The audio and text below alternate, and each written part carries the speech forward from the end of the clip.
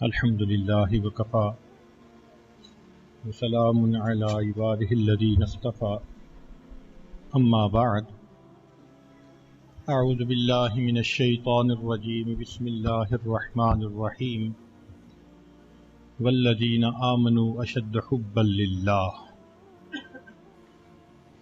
سبحان ربک رب العزة عما یصفون وسلام علی المرسلین والحمد للہ رب العالمین اللہم صل علی سیدنا محمد وعلی آل سیدنا محمد وبارک وسلم اللہم صل علی سیدنا محمد وعلی آل سیدنا محمد وبارک وسلم اللہم صل علی سیدنا محمد وعلی آل سیدنا محمد وبارک وسلم۔ اللہ رب العزت نے ہر انسان کو دھڑکتا ہوا دل اور پھڑکتا ہوا دماغ عطا فرمایا ہے۔ یہ پھڑکتا ہوا دماغ علم الہی کا برتن ہے اور یہ دھڑکتا ہوا دل عشق الہی کا برتن ہے۔ جسم کے ہر عضو کا کوئی نہ کوئی کام ہے۔ آنکھ سے ہم دیکھتے ہیں، کان سے سنتے ہیں، زبان سے بولتے ہیں، ناک سے سونگھتے ہیں، اسی طرح ہاتھ پاؤں کے بھی اپنے اپنے کام ہیں۔ سوال پیدا ہوتا ہے کہ دل کا کیا کام ہے؟ دل کا کام ہے محبت کرنا۔ ہر انسان کا دل کسی نہ کسی سے محبت ضرور کرتا ہے۔ دل بحر محبت ہے، محبت یہ کرے گا، لاکھ اس کو بچا تو یہ کسی پر تو مرے گا۔ پتھر سے ہو، خدا سے ہو یا پھر کسی سے ہو، آتا نہیں ہے چین محبت کیے بغیر۔ کوئی دنیا کا انسان ایسا نہیں جو یہ کہے کہ مجھے محبت نہیں۔ یہ الگ بات ہے کہ اللہ رب العزت سے محبت ہے یا مخلوق کے ساتھ محبت ہے۔ یہ محبت دل کی ایک کیفیت کا نام ہے۔ یہ کیا ہوتی ہے کہ بندے کو کوئی چیز پسند آ جائے، بندہ پسند آ جائے، اللہ رب العزت کے ساتھ تعلق جڑ جائے تو ہر وقت اسی کی طرف بندے کا دھیان رہتا ہے۔ ہر وقت دل چاہتا ہے کہ بس اسے ہی دیکھتے رہیں۔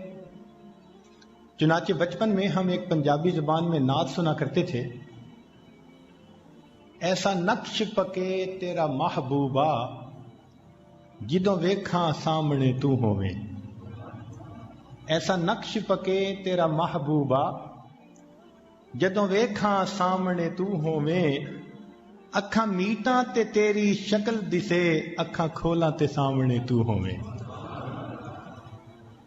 دل کی اس کیفیت کا نام محبت ہے۔ چنانچہ محبت کا لفظ 2 حروف سے بنا ہے، حب سے۔ اس حب کے لفظ میں بھی کچھ نکات ہیں طالب علم کے لیے۔ پہلی بات کہ 2 حرف استعمال ہوئے ہیں، ہا اور با۔ اگر آپ ان کے مخارج پر غور کریں تو ہا کا مخرج اقصائے حلق بنتا ہے، یہ حروف حلقی کہلاتا ہے، حلق سے نکلنے والے، اور حلق کا بھی آخری کنارہ۔ حروف حلقی اقصائے حلق یہ مخرج ہے ہا کا، اور با یہ حروف شفویہ میں سے ہے، ہونٹوں سے نکلتا ہے، یہ مخرج کا سب سے قریب کا کنارہ۔ گویا ایک حرف آخری مخرج سے، ایک حرف پہلے مخرج سے، تو یہ لفظ بتاتا ہے کہ یہ وہ کیفیت ہے کہ ابتداؤہا منہ و انتہاؤہا الی، اس کی ابتدا محبوب سے ہوتی ہے، اس کی انتہا بھی محبوب پر ہوتی ہے۔ محبت جو ہوئی، پھر اس میں ایک حرکت ہے پیش والی، اس کو ضمہ کہتے ہیں، اور قراء حضرات جانتے ہیں کہ حرکت الضم ہے یا اشد الحرکات۔ جتنی بھی حرکتیں ہیں کسرہ، فتح اور ضمہ، ان میں یہ جو پیش ہے اس میں شدت ہے، اور جیسے اس کی حرکت میں شدت ہے تو محبت کی کیفیت میں بھی وہی شدت ہوتی ہے۔ محبت محبت تو کہتے ہیں، لیکن محبت نہیں جس میں شدت نہیں ہے۔ محبت کے انداز ہیں سب پرانے، خبردار ہو اس میں جدت نہیں۔ تو محبت ہے ہی ایسی، ہمیشہ شدت ہوتی ہے اس میں۔ اور تیسرا نقطہ یہ کہ حب کا لفظ کہیں تو دو ہونٹ آپس میں ملتے ہیں، اور یہ حب کا لفظ واقعی ظاہر کرتا ہے کہ یہ دو دلوں کو ملا دیتا ہے۔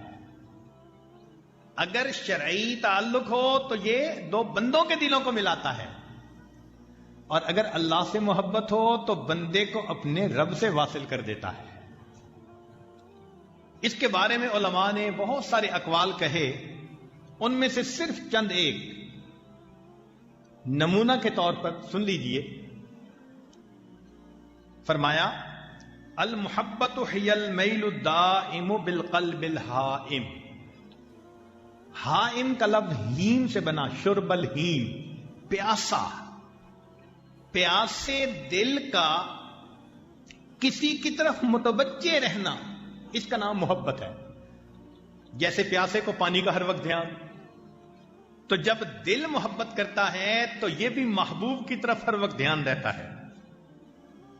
بعض بزرگوں نے کہا کہ المحبت ہی ایثار المحبوب علی جمیع المصحوب، کہ محبت یہ ہوتی ہے کہ انسان محبوب کی صحبت کو ہر کسی کی صحبت پر فوقیت دیتا ہے۔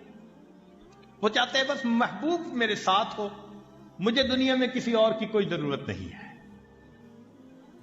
بعض نے فرمایا المحبت ہی موافقت الحبیب فی المشہد والمغیب، کہ محبت یہ ہے کہ چاہے انسان سامنے ہو یا دور ہو، محبوب کے ساتھ موافقت رکھتا ہو ہر بات میں، اس کو محبت کہتے ہیں۔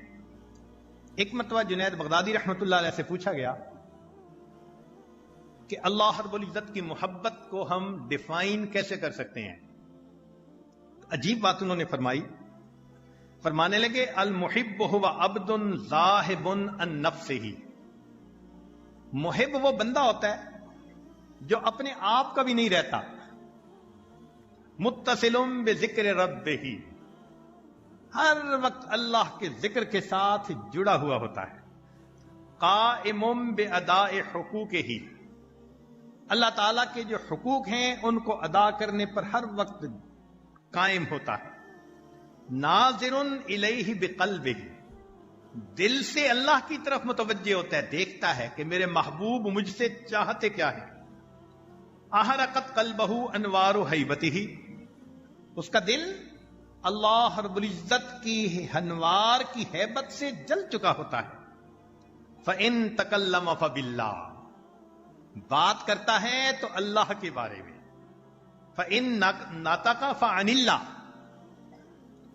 اللہ ہی کی طرف سے بات کرتا ہے، اللہ ہی کے بارے میں بات کرتا ہے۔ وَإِن تَحَرَّكَ فَبِأَمْرِ اللَّهِ، حرکت دیتا ہے تو اللہ کے امر کے ساتھ۔ وَإِن سَكَتَ فَمَعَ اللَّهِ، اور اگر کبھی خاموش رہتا ہے تو اللہ کے ساتھ وقت گزار رہا ہوتا ہے۔ ایسے بندے کو محب کہتے ہیں۔ تاہم 10 ایسے نکات ہیں کہ ہم اگر ان کو اپنائیں تو ہمارے دل میں اللہ رب العزت کی محبت بھر جائے گی۔ ان کو کہتے ہیں الاسباب الجالبۃ للمحبہ، وہ اسباب جن کی وجہ سے انسان کے دل میں اللہ کی محبت بھر جاتی ہے۔ چونکہ آپ کے یہاں تشریف لانے کا مقصد بھی یہی کہ دل سے مخلوق کی محبت نکل جائے اور اللہ رب العزت کی محبت دل میں بھر جائے۔ لہذا امید ہے کہ آپ ان 10 باتوں کو دل کے کانوں سے سنیں گے اور ابھی سے ہر ایک کو اپنی زندگی میں اپنانے کا ارادہ کر کے بیٹھیں گے۔ ان میں سے پہلی چیز جس سے محبت بڑھتی ہے، دوام و ذکر ہی علی کل حال باللسان والقلب والعمل والحال، کہ انسان ہر وقت اللہ رب العزت کا ذکر کرے، زبان سے بھی، دل سے بھی، عمل سے بھی اور حال سے بھی۔ اور اس میں عجیب نکتے کی بات یہ ہے کہ فَنَصِيبُهُ مِنَ الْمُحَبَّةِ عَلَى قَدْرِ نَصِيبِهِ مِنَ الذِّكْرِ، محبت سے اس کو اتنا ہی حصہ ملے گا جتنا کہ اس کو ذکر میں سے حصہ ملا۔ کہتے ہیں نا جتنا گڑ اتنا میٹھا، جتنا ذکر اتنا اللہ کی محبت۔ اب یہاں سے بات سمجھ میں آئی کہ اللہ رب العزت نے ایک طرف تو فرمایا ایمان والے وہ ہیں جو اللہ سے شدید محبت کرتے ہیں، اور دوسری طرف ایمان والوں کو فرمایا اذکروا اللہ ذکرا کثیرا۔ ادھر کثرت تھی، ادھر شدت۔ یہ ذہن میں رکھیں، جب تک اللہ رب العزت کے ذکر میں کثرت نہیں ہوگی محبت کی شدت نصیب نہیں ہو سکتی۔ بھئی پانی آپ ٹونٹی سے بھریں گرمی کے موسم میں پینے کے لیے، تو آپ کہتے ہیں لانے والے کو یار گرم پانی لائے، تو لفظ تو گرم استعمال ہوا۔ اور اگر وضو کے لیے پانی منگائیں اور وہ اسی ٹونٹی کے پانی کو لائے تو کہیں گے یار ٹھنڈا پانی لائے۔ اب گرمی زیادہ چاہیے، نہانا ہے تو پانی اور گرم چاہیے، چائے کے لیے ابلتا ہوا پانی چاہیے۔ تو لفظ تو تمام پانیوں کے لیے گرم کا استعمال ہوا، مگر پینے کے پانی کی گرمی کا معیار اور، نہانے کے لیے گرمی کا معیار اور چائے پینے کے لیے گرمی کا معیار اور۔ جس نے بھی کلمہ پڑھا اس کے دل میں اللہ کی محبت تو لازمن ہے۔ یہ دلیل ہے کہ اللہ کی محبت دل میں موجود، لیکن اب اس محبت کی شدت میں فرق ہوتا ہے۔ ہم لوگوں کے دلوں میں یہ شدت کم ہے اور اللہ والوں کے دلوں میں یہ محبت بہت زیادہ ہوا کرتی ہے۔ اور آج ہم اس لیے اکٹھے ہیں کہ کس طرح یہ محبت ہماری تمام محبتوں پر غالب آ جائے۔ قرآن مجید میں فرمایا قُلْ إِنْ كَانَ آبَاؤُكُمْ وَأَبْنَاؤُكُمْ وَإِخْوَانُكُمْ وَأَزْوَاجُكُمْ وَعَشِيرَتُكُمْ، ساری محبتوں کو اکٹھا ذکر کر کے فرمایا أَحَبَّ إِلَيْكُمْ مِنَ اللَّهِ وَرَسُولِهِ، اگر یہ محبتیں اللہ کی محبت پر غالب ہیں، وَجِهَادٍ فِي سَبِيلِهِ فَتَرَبَّصُوا حَتَّى يَأْتِيَ اللَّهُ بِأَمْرِهِ، گویا اللہ تعالیٰ چاہتے ہیں کہ میرے بندے تم نے کلمہ پڑھا، اب تمہارے دل میں سب سے زیادہ غالب میری محبت ہونی چاہیے۔ جو باقی شرعی محبتیں ہیں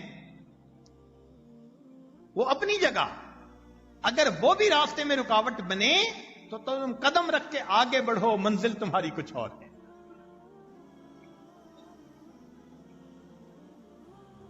تو اصولی بات سمجھ لیجئے کہ ذکر سے ذات کی محبت پیدا ہوتی ہے، کہ شریعت نے حکم دیا کہ کوئی عورت اپنے خاوند کے سامنے کسی غیر عورت کے حسن کا تذکرہ نہ کرے۔ کیوں؟ ممکن ہے کہ اس کا خاوند سن کر اس کا ذہن ادھر اٹک جائے۔ تو یہ دلیل ہے اس بات کی کہ ذکر سے، تذکرہ سے انسان کے دل میں اس چیز کے حصول کی خواہش پیدا ہوتی ہے۔ چنانچہ جتنا زیادہ ذکر کریں گے اتنا زیادہ اللہ رب العزت کی محبت دل میں بھرے گی۔ آج ذکر تو کرتے ہیں مگر کم کرتے ہیں، وَلَا يَذْكُرُونَ اللَّهَ إِلَّا قَلِيلًا مُذَبْذَبِينَ بَيْنَ ذَلِكَ، یہی حالت ہوتی ہے۔ اس کی مثال یوں سمجھیں، زمین میں 100 فٹ پر پانی ملتا ہے اور آپ 50-50 فٹ کے 1,00,000 بور کروا دیں، کسی میں سے پانی نکلے گا؟ اور اگر ایک بور ہی 100 فٹ کا کر دے پانی نکل آئے گا۔ ایک معیار تھا، اسی طرح ذکر کا ایک معیار ہے۔ جب انسان اس معیار کو پورا کرتا ہے پھر اسے فنائے قلبی نصیب ہوتی ہے. یہ جو 2 منٹ کا مراقبہ، 5 منٹ کا مراقبہ، 10 منٹ کا مراقبہ، یہ تو سٹارٹر ہے. شروع ہونے والے بندے کو بتاتے ہیں تاکہ وہ اس کو بوجھ نہ سمجھے. 10 منٹ کے مراقبے سے محبت کی شدت نہیں حاصل ہوتی. آپ اس کی مثال یوں سمجھیں، بخار ہو گیا، ڈاکٹر نے کہا جناب آپ کو کورس کرنا پڑے گا اینٹی بائیوٹک کا. جی ڈاکٹر صاحب کتنی گولیاں؟ بھائی 1000 ملی گرام کی 2 گولیاں صبح و شام کھاؤ اور 5 دن کھاؤ، تب جا کے تمہارا بخار ٹھیک ہو جائے گا. اب وہ بندہ 10 گولیاں لے کے گھر آ گیا. اس نے سوچا 10 گولیاں ہی کھانی ہے نا، چلو 1 گولی روز کھا لیتا ہوں.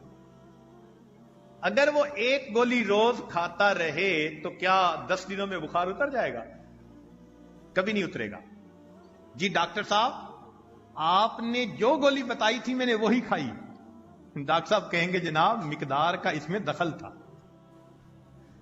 ٹی بی کے مریض ہوتے ہیں، ان کو کہا جاتا ہے جی کہ آپ 80 ٹیکے لگوائیں فرض کرو، اور اگر درمیان میں 1 دن بھی ناغا ہو گیا تو پھر نئے سرے سے.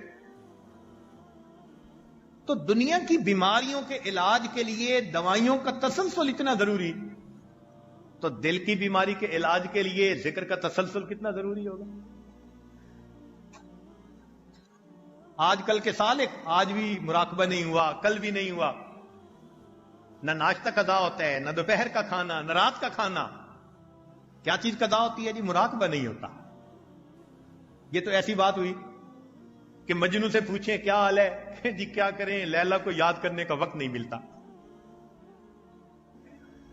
تو ذکر کی کثرت ضروری ہے. مراز پیر طریقت نصیحت یاد است کہ غیر یاد خدا ہر چہ ہست برباد ہست.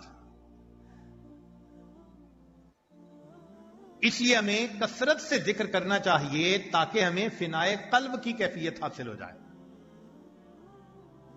ایک اصول ہے، من احب شیئا اکثر ذکرہ، جو جس چیز سے محبت کرتا ہے اس کا ذکر کثرت کے ساتھ کرتا ہے. اب دیکھو ماں کو بیٹے سے محبت ہوتی ہے نا، ہر وقت اسی کی باتیں. بیوی خامن سے خوش ہوتی ہے، ہر وقت اسی کا تذکرہ. اسی طرح جو بندہ اپنے رب سے محبت کرتا ہے تو بندے کی زبان پر ہر وقت اپنے رب کا تذکرہ، وہ اللہ ہی کی بات کرتا ہے. جہاں جاتے ہیں ہم تیرا فسانہ چھیڑ دیتے. وہ جہاں بیٹھے گا اللہ کی بات چھیڑ دے گا، اسے اللہ رب العزت کے تذکرے ہی میں مزہ آئے گا. کہنے والے نے کہا یا تیرا تذکرہ کرے ہر شخص ورنہ پھر ہم سے گفتگو نہ کرے. دیکھ لے جلوہ تیرا جو ایک بار غیر کی پھر وہ آرزو نہ کرے. تیری چوکھٹ کا مانگنے والا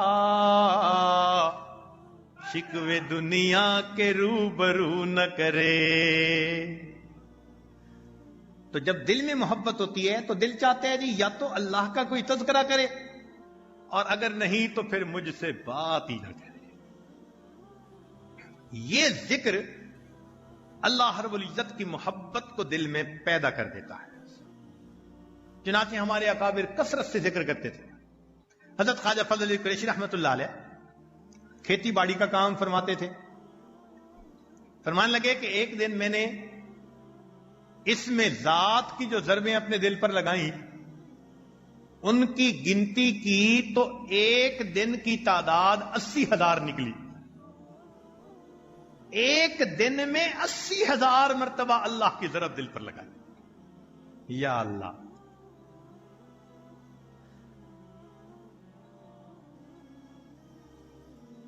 ہمارے سلسلہ نقشبندیہ کے ایک بزرگ گزرے حضرت مولانا حسین علی، وہاں بھچراں والے، لمبا مراقبہ کرتے تھے. حتیٰ کہ ہمارے حضرت مرشد عالم رحمت اللہ علیہ فرماتے تھے کہ ان کے ہاں عشاء کے بعد مراقبہ ہوتا تھا جس کی اختتامی دعا ہی نہیں ہوا کرتی تھی. ہم نے حیران ہو کے حضرت کی طرف دیکھا، اختتامی دعا نہیں ہوتی تھی. تو حضرت مرشد عالم رحمت اللہ علیہ مسکرائے اور فرمایا کہ حضرت مراقبے میں بیٹھ جاتے تھے، لوگ بھی مراقب ہو جاتے تھے، ہر بندے کو اجازت تھی وہ تھک جائے تو اٹھ کے چلا جائے.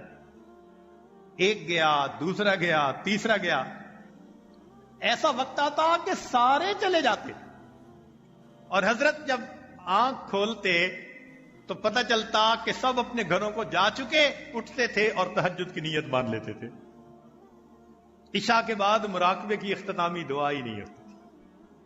اتنا لمبا مراقبہ کرتے تھے. ہمارے پیر مرشد حضرت سید دوار حسین شاہ رحمت اللہ علیہ، جن سے اس عاجز کی پہلی بیعت تھی، اپنا واقعہ سنایا.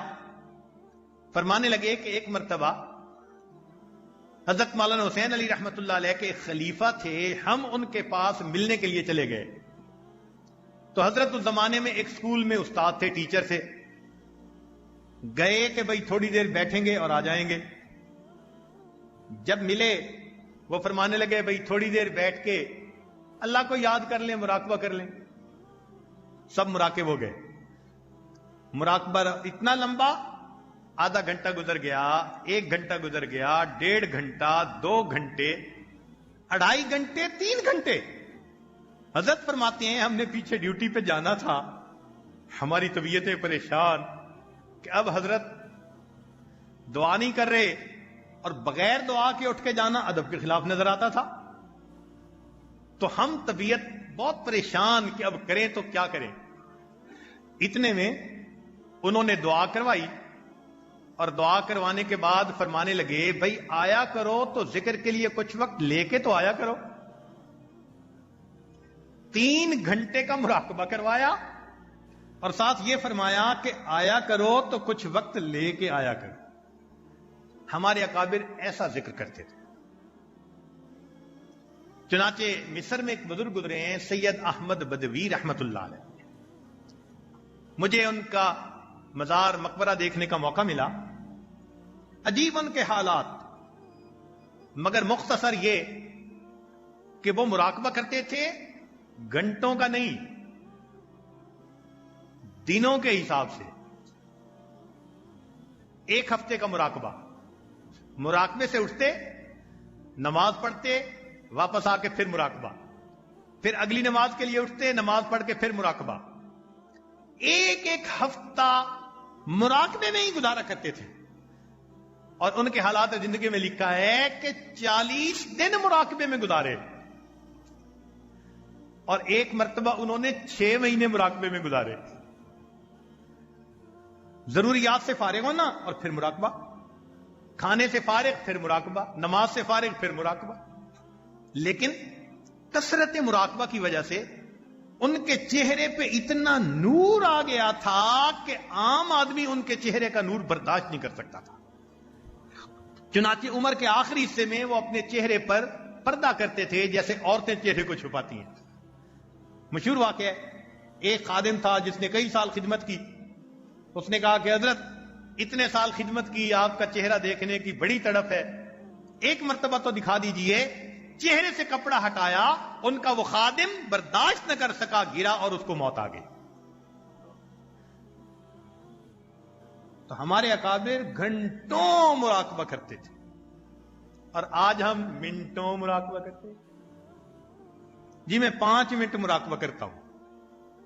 5 منٹ مراقبہ کرنے سے کیا ملے گا؟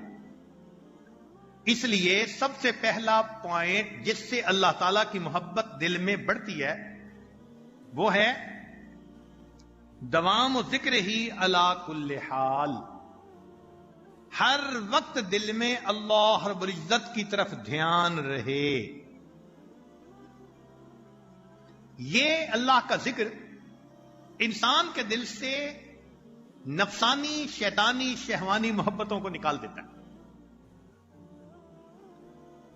دلیل سنیے قرآن عظیم الشان میں سے.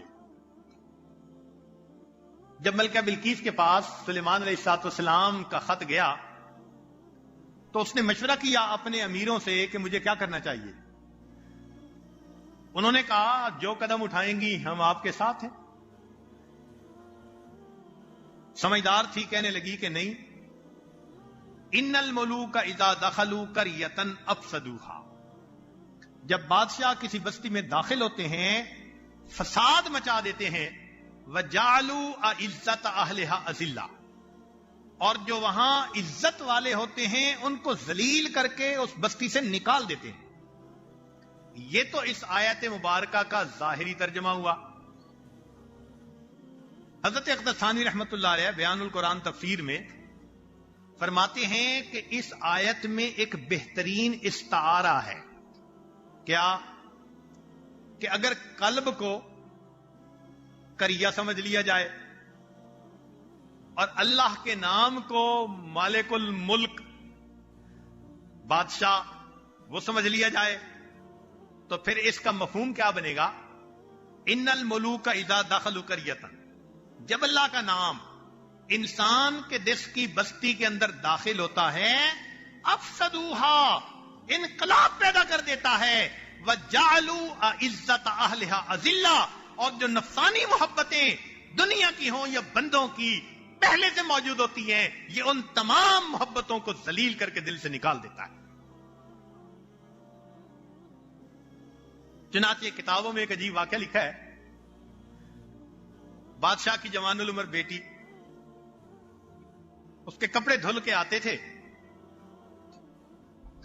اس نے یہ محسوس کیا کہ جیسے اچھے کپڑے اس کے دھلے ہوتے ہیں ایسے گھر کی دوسری عورتوں کے تو نہیں دھلے ہوتے. تو اس نے کام کرنے والی سے پوچھا کہ یہ دھونے والا کون؟ حقیقت حال کھلی کہ دھوبی کا جوان بیٹا تھا. اس نے کہیں اس شہزادی کے حسن و جمال کا تذکرہ سنا تھا، اور جب اس کو پتا چلا کہ اس کے کپڑے میرے پاس آتے ہیں وہ بڑے اچھے دھوتا اور اس کو طے کرتا اور بھجواتا. کپڑے کے ذریعے اس عورت کو پتا چلا کہ یہ تو بڑا ہی دیوانہ ہے. اب جب بات کھلی تو اس نوجوان نے کہا کہ میں تو اس کے بغیر رہ نہیں سکتا، میری تو تصور نہیں ہو سکتا زندگی کا. جو عشاق گانے گاتے ہیں اس نے بھی وہی گانے شروع کر دیے کہ اس کو جا کے بتاؤ آئی مس یو. اب جب شہزادی نے دیکھا نا کہ بھائی یہ تو بے قابو ہی ہوتا جا رہا ہے تو اس نے کہلوایا کہ میرا اور تیرا ملنے کا کوئی چانس نہیں ہو سکتا. اس نے بڑی منت سماجت، نہیں نہیں نہیں، کوئی طریقہ، ایک دفعہ تجھے دیکھ لوں، ایک دفعہ بات کر لوں. شہزادی نے کہلوایا کہ ہاں ایک طریقہ ہو سکتا ہے. میرے والد صاحب جو ہیں ان کو علماء سے بہت زیادہ تعلق محبت ہے. یہ کبھی کبھی کوئی مسئلہ ہوتا ہے تو دعا کروانے ان کے پاس چلے جاتے ہیں. تو اگر آپ بھی اسی قسم کا کوئی سلسلہ شروع کرو تو ہو سکتا ہے کہ کبھی دعا کروانے میں بھی آپ کے پاس پہنچ جاؤں. لو جی نوجوان شہر سے باہر خیمہ لگایا، تسبیح پہ تسبیح. 2-3 سال وہ ذکر کرتا رہا، حتیٰ کہ کوئی لوگ جاتے اس کو ہدیہ دینے کے لیے تو وہ ہدیہ بھی قبول نہ کرتا. تو لوگوں کو پکا یقین ہو گیا کہ اس کو تو دنیا سے کوئی غرض ہی نہیں، یہ تو کسی سے پیسہ ہی نہیں لیتا، ہر وقت تسبیح پڑھتا رہتا ہے. ایک دن آیا کہ بادشاہ کو کسی نے کہا کہ جی ایک ایسا بڑا ذاکر انسان فلاں جگہ ہے. بادشاہ بھی اس کو دیکھنے کے لیے گیا، دعا کروائی اس نے کر دی. بادشاہ نے گھر آ کر تذکرہ کیا کہ اس طرح ایک بڑا نیک نوجوان ہے اور میں نے اس معاملے میں اس سے دعا کروائی ہے. شہزادی کو موقع مل گیا. اس نے کہا کہ کبھی اگر اجازت ہو تو میں بھی اور سہیلیوں کے ساتھ دعا کروانے چلی جاؤں. بادشاہ نے اجازت دے دی. لو جی ایک دن آیا کہ وہ شہزادی بھی وہاں دعا کروانے پہنچ گئی. جب وہاں پہنچی اس نے اس کو بتایا کہ میں شہزادی ہوں اور جس کی محبت میں تم آج تک یہ سب کچھ کرتے رہے ہو میں تمہارے پاس آئی ہوں.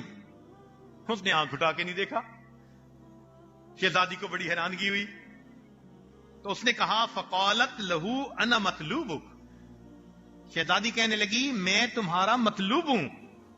انا بغیتک میں تمہاری چاہت ہوں. انا محبوبک میں تمہاری محبوبہ ہوں. انا قرۃ عینک میں تمہاری آنکھوں کی ٹھنڈک ہوں. جو الفاظ وہ استعمال کرتا تھا شہزادی نے وہ سارے لفظ استعمال کر کے اسے بتائے کہ میں وہی ہوں جو تمہارے پاس آئی ہوں تم سے ملاقات کے لیے. فالتفت الیہا جب اس نے وہی الفاظ گنوائے نا تو اس وقت اس نے اس کی طرف توجہ کی. وقال الیک انی کہنے لگا کہ پیچھے ہٹ یہاں سے دور چلی جا. فإن ذکر اللہ شغلنی عنک اللہ کے ذکر نے میرے دل سے تیری محبت کو نکال دیا. وہ ایک وقت تھا جب میں تیری محبت میں روتا تھا. اب میں نے بناوٹ میں اللہ کا ذکر کیا اس ذکر نے بھی میرے دل سے غیر کی محبت کو نکال دی. تو اگر اخلاص کے ساتھ انسان اللہ کا ذکر کرے تو پھر دل میں اللہ کی محبت کیسے آئے گی بھائی؟ کسی نے مولانا روم رحمت اللہ علیہ کو کہا کہ حضرت بعض لوگ تو دین کے لیے ذکر کرتے ہیں اللہ کے لیے اور بعض تو دنیا کے لیے کرتے ہیں. تو مولانا روم رحمت اللہ نے جواب دیا بہر دین بہر دنیا بہر نام کہ ذکر دین کے لیے کرو دنیا کے لیے کرو نام کے لیے کرو. بہر دین بہر دنیا بہر نام اللہ اللہ کردہ باید وسلام. تم اللہ اللہ تو کرو نا بھائی. نقطہ یہ تھا کہ ابتدا دنیا سے یہ کرے گا لیکن اللہ کے نام کی برکت ہے انتہا اخلاص کے اوپر ہوگی. تو کرو تو صحیح نا. یہ اللہ کا نام محبت کے ساتھ لینا بھی عجیب نعمت ہے. حضرت گنگوئی رحمت اللہ علیہ نے ایک بات لکھی فرماتے ہیں کہ جس شخص نے پوری زندگی میں ایک مرتبہ اللہ کا نام محبت سے لیا ہوگا جس شخص نے پوری زندگی میں ایک مرتبہ اللہ کہا ہوگا محبت کے ساتھ فرماتے ہیں یہ جو محبت سے لیا ہوا ایک مرتبہ کا نام ہے کبھی نہ کبھی اس بندے کے جہنم سے نکلنے کا سبب بنا دیا جائے. ایک مرتبہ محبت سے نام لو وہ نام بھی جہنم سے نکال دیتا ہے. ہمارے اکابر نے لکھا کہ جو شخص اس دنیا میں اللہ رب العزت سے دوستی کرنے کی کوشش کرے گا محنت کرے گا میرے دل میں اللہ کی محبت آ جائے میں اللہ کا دوست بن جاؤں تو وہ فرماتے ہیں کہ جو شخص اس دنیا میں اللہ کی محبت کو پانے کے لیے اللہ سے دوستی لگانے کے لیے محنت کرے گا اللہ اس بندے کو قیامت کے دن کبھی دشمنوں کی قطار میں کھڑا نہیں فرمائے گا. اس کی رحمت سے وعید ہے کہ یہ تو اس کی محبت کے حصول کے لیے مجاہدے کرتا رہا ہو اور اللہ تعالیٰ قیامت کے دن دشمنوں کی قطار میں کھڑا کر دیں. یہ کیسے ممکن ہے؟ تو پہلی بات کثرت سے ذکر کرنے سے اللہ رب العزت کی محبت دل میں بھر جاتی ہے. دوسری بات قراءۃ القرآن بالتدبر والتفہم قرآن مجید کو تدبر سے معانی کا اعتبار کرتے ہوئے پڑھنا اس سے بھی محبت بڑھتی ہے. دنیا میں آپ نے دیکھا نا دوست کا خط آ جائے تو ایک دفعہ پڑھنے سے تسلی نہیں ہوتی کئی دفعہ پڑھتے ہیں بلکہ اگر دوست کا میسج آ جائے تو اس کو بھی ایک دفعہ نہیں کئی دفعہ پڑھتے ہیں.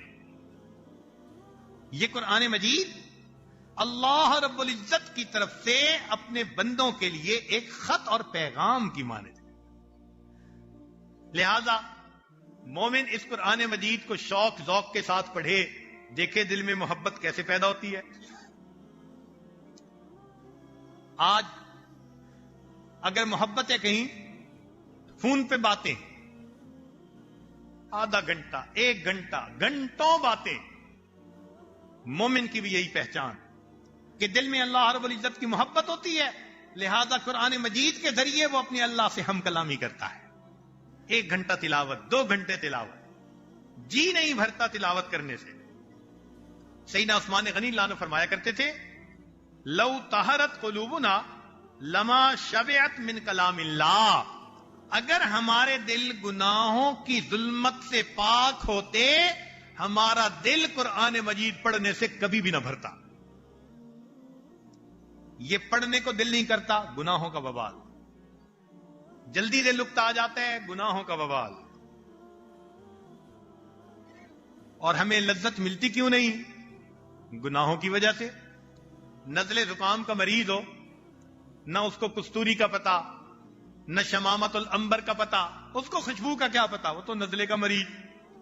اسی طرح جو بندہ گناہ کا مریض ہوتا ہے اس کو قرآن مجید کی لذت اور حلاوت کا پتہ نہیں چلتا. اور جو گناہوں سے بچتے ہیں ان کا دل چاہتا ہے کہ قرآن پڑھتے ہوئے وقت ہی گزرتا جائے. حدیث مبارکہ میں آیا نا، ایک صحابی تیر کھاتے رہے، سورہ کہف کو مکمل پڑھے بغیر انہوں نے نماز کو نہیں مکمل کیا. قرآن مجید میں ایسی لذت ہے.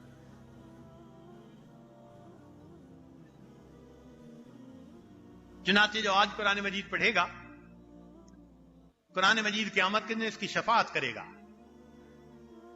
نبی اسلام نے فرمایا اقرأ القرآن فإنہ یأتی یوم القیامت شفیعا لأصحابہ.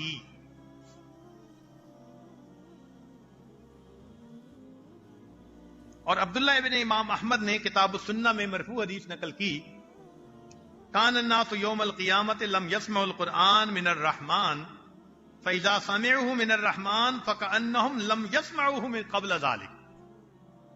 قیامت کے دن جنت میں جب اللہ تعالیٰ قرآن سنائیں گے تو قرآن پڑھنے والوں کو اتنا مزہ آئے گا، محسوس کریں گے کہ پہلے کبھی سنا ہی نہیں تھا، آج ہی قرآن سن رہے.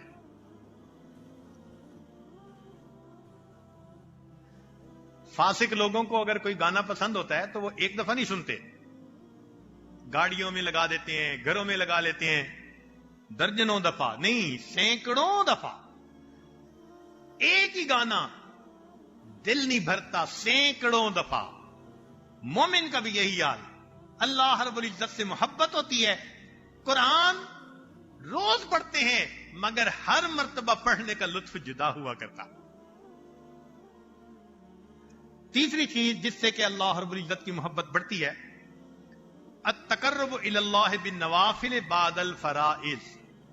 فرائض کے بعد نوافل جو بندہ پڑھتا ہے تو اس سے اللہ کی محبت آتی ہے.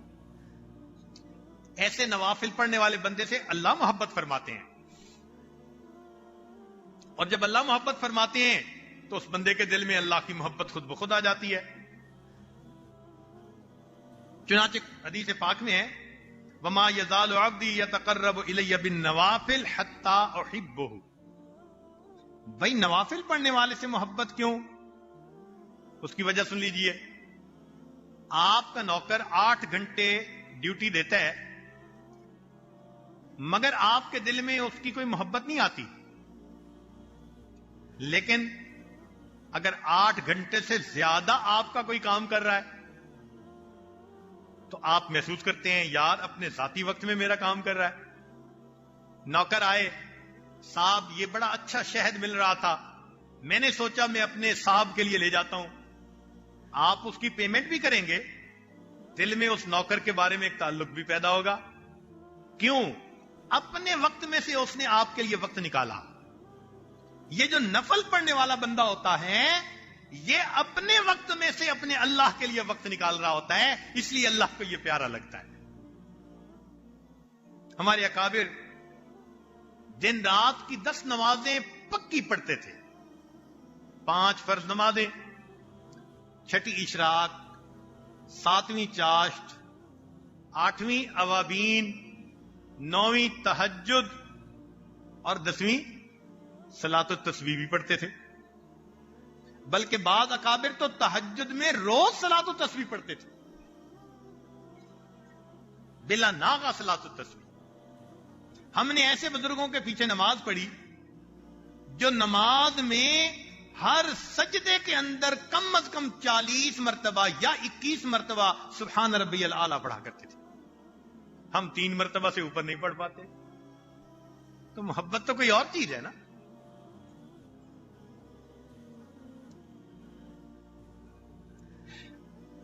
ہم نماز پڑھتے ہیں کہ جی 2 رکعت پڑھنے پر ایک حج اور ایک عمرے کا ثواب ملے گا.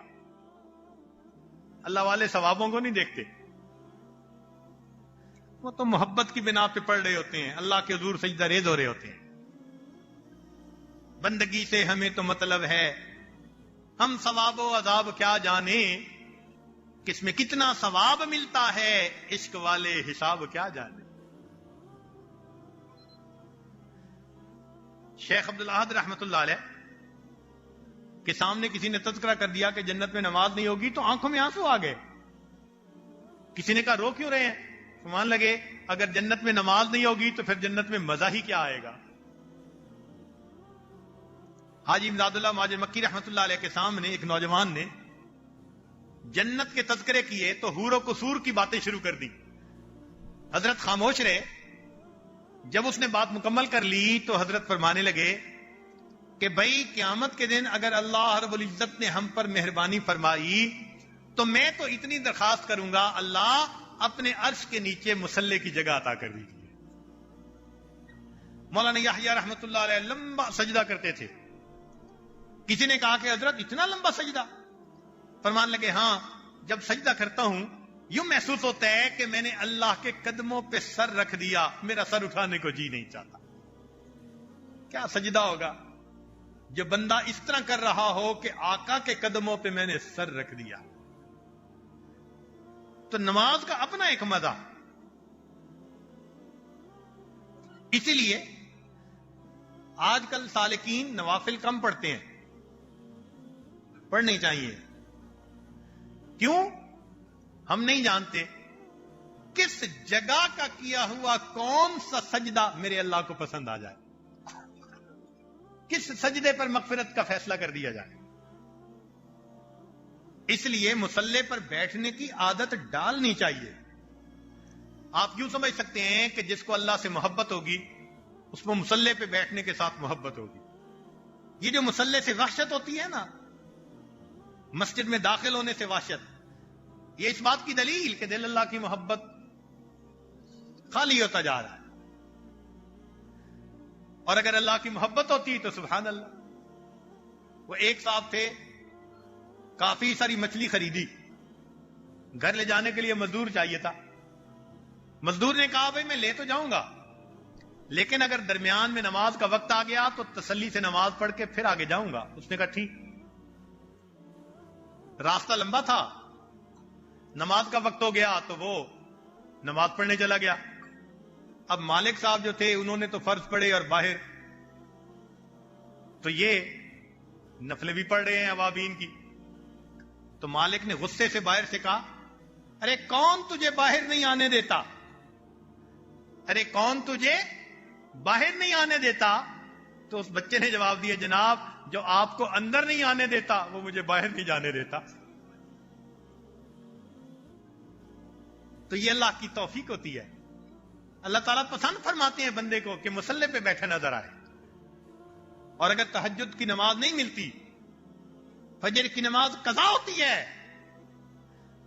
تو یہ نہ سوچنا کہ میں نہ اٹھا، یہ سوچنا کہ اس برکت والے وقت میں میرے اللہ نے مصلی پر میری شکل کو دیکھنا بھی پسند نہیں کیا. تہجد کا وقت جو اللہ کے مقبول بندوں کا ہوتا ہے، پسند ہی نہیں کرتے اللہ اس کی شکل کو دیکھنا. حدیث میں آتے ہیں اللہ فرشتوں کو بھیج دیتے ہیں کہ جاؤ اور تھپکیاں دے کے سلا دو. حتیٰ کہ کوئی جگائے بھی صحیح تو نہیں جاگتے،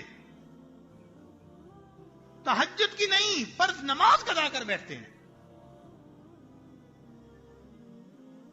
اب سوچئے سالک بھی ہو اور کوئی فجر کے لیے بھی جگا رہا اور پھر فجر قضا کر بیٹھے، کتنی عجیب بات ہے. اس کا مطلب ہے کہ some thing is seriously wrong some where.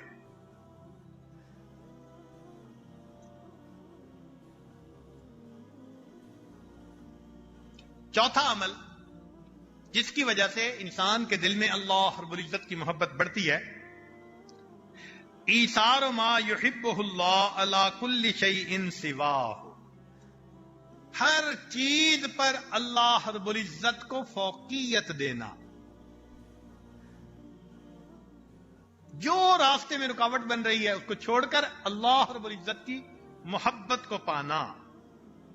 اس لیے جو اللہ رب العزت سے محبت دنیا میں کرے گا، جنت میں اللہ تعالیٰ ان کو اپنا دیدار عطا فرمائیں گے.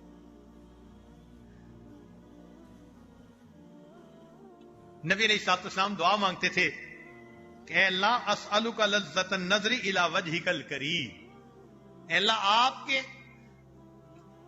چہرے پر ایک نظر ڈالنے کا میں سوال کرتا ہوں، مجھے یہ نعمت عطا فرما دیجیے. اور حدیث مبارکہ میں آتا ہے کہ نبی علیہ السلام نے قسم کھا کر کہا فواللہ، اللہ کی قسم، ما آتاہم شیئا احب الیہم من النظر الی، کہ جنت کی جتنی بھی نعمتیں ہوں گی سب کی سب نعمتیں چھوٹی ہوں گی، جنتیوں کو اللہ کے دیدار سے بڑی کوئی نعمت عطا نہیں کی جائے گی. اے اللہ تیرے چہرے کے اس نور کے طفیل جس سے کہ ظلمتیں روشن ہو گئیں، میں تجھ سے فریاد کرتا ہوں تو مجھے بھی اپنا دیدار عطا فرما دے. ایک حدیث پاک میں ہے انہ اذا تجلی لہم، کہ جنتی جنت میں نعمتوں میں خوب مزے کر رہے ہوں گے، جب اللہ کی تجلی ہوگی ورعوہ، وہ دیکھیں گے، نسوا ما ہم فیہ من النعیم، وہ بھول ہی جائیں گے کہ اس سے پہلے ہمیں کوئی جنت کی نعمت ملی تھی یا نہیں ملی تھی. اللہ رب العزت کے دیدار کا مزہ ایسا ہوگا. اس لیے ہمارے بزرگوں نے ایک فکرہ بتایا، اس کو کہتے ہیں باز گشت، اور فرمایا کہ اس کو اکثر پڑھتے رہنا چاہیے. خدا بندہ مقصود من تو ای و رضائے تو، کیا مٹھاس ہے ان الفاظ میں، کیا شیرینی ہے ان الفاظ میں. خدا بندہ مقصود من تو ای و رضائے تو، مارا محبت معرفت ذوق شوق خود بھی دے. تو یہ باز گشت سالکین کو چاہیے کہ اکثر اپنی زبان پر اس کا ورد رکھیں، اس کو پڑھتے رہیں. اس کے پڑھنے سے دل کے اندر نور آتا ہے. پانچویں چیز جس سے اللہ تعالیٰ کی محبت بڑھتی ہے، مطالعۃ القلب لاسماء اللہ و صفاتہ، کہ انسان اپنے دل سے اللہ کی اسماء اور صفات کے اندر غور کرے. تو اسماء اور صفات کے اندر غور کرنے سے پتہ چلے گا کہ واقعی محبت کے قابل تو اللہ ہی ہے. وہی ذات ہے کہ جس سے انسان کو محبت کرنی چاہیے. ایک عام دستور ہے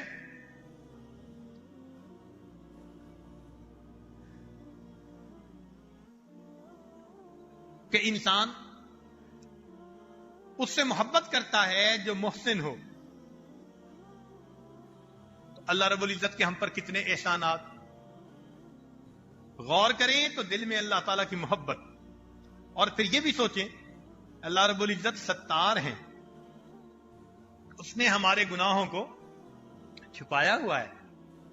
اگر اس کی ستر پوشی نہ ہوتی اور گناہوں کے اندر بو ہوتی تو شاید آج کوئی ہمارے ساتھ بیٹھنا بھی پسند نہ کرتا. اللہ تعالیٰ نیک اعمال کی توفیق دینے والے ہیں. اب ہم جو یہاں اکٹھے بیٹھے ہیں، اللہ تعالیٰ کی دی ہوئی توفیق. بچہ بیمار ہو جاتا ہم رہ جاتے، خود بیمار ہو جاتے رہ جاتے، کوئی عزیز قریب کا فوت ہو جاتا رہ جاتے، کوئی چوٹ لگ جاتی رہ جاتے. کتنے ایسے معاملات ہو سکتے تھے، مگر اللہ رب العزت نے سارے حالات کو بالکل ٹھیک رکھا، اور ہم آج یہاں پر مسجد میں بیٹھے ہیں اللہ کی نسبت سے. یہ میرے اللہ کی دی ہوئی توفیق نہیں تو اور کیا ہے. اللہ کا شکر ادا کرنا چاہیے. چنانچہ تین باتیں ذرا توجہ سے سنیے گا. پہلی بات، اللہ تعالی ودود ہیں، محبت کرنے والے. अपने बंदों से मोहब्बत फरमाते हैं। मां जितना औलाद से मोहब्बत करती है उससे भी ज्यादा अल्लाह रब्बुल इज्जत अपने बंदों से मोहब्बत फरमाते हैं। सारी दुनिया की माओं की मोहब्बतों को जमा किया जाए उससे 70 गुना ज्यादा अल्लाह ताला बंदे से मोहब्बत फरमाते हैं। तौरात में अल्लाह रब्बुल इज्जत ने पैगाम दिया बनी इसराइल को, फरमाया यब्न आदम, ए आदम के बेटे, आदम की औलाद, इन्नी व हक्की लका मुहिब्बुन, कसम खाकर कहा, अल्लाह ताला ने कसम खाकर कहा, मेरे बंदे तुझे इसकी कसम कि मैं तुझसे मोहब्बत करता हूं, फबिहक्की अलैका कुन ली मुहिब्बा, अब इस मोहब्बत करने की वजह से जो तेरे ऊपर मेरा हक आता है उस हक की वजह से तू भी मुझसे मोहब्बत कर ले। अल्लाह कसम खाकर फरमा रहे हैं कि मेरे बंदे मैं तुझसे मोहब्बत करता हूं, अब मैं रब हूं तू बंदा है, तेरे ऊपर जो मेरा हक आ रहा है तुझे मैं उस हक का वास्ता देकर कहता हूं कि तू भी मुझसे मोहब्बत कर ले। अल्लाह अकबर कबीर, कितनी अजीब बात है। इससे मालूम होता है कि अल्लाह ताला चाहते हैं कि बंदे उससे मोहब्बत करें। इसलिए जो बंदा मोहब्बत में कदम आगे बढ़ाता है अल्लाह रब्बुल इज्जत की रजा पाने वाला बन जाता है। वीडियो के नीचे सब्सक्राइब के बटन पर क्लिक करें, बेल के आइकॉन पर क्लिक कीजिए ताकि हर नई वीडियो की नोटिफिकेशन आपको मिल जाए, और थम्स अप का बटन दबाकर इस वीडियो को लाइक करें।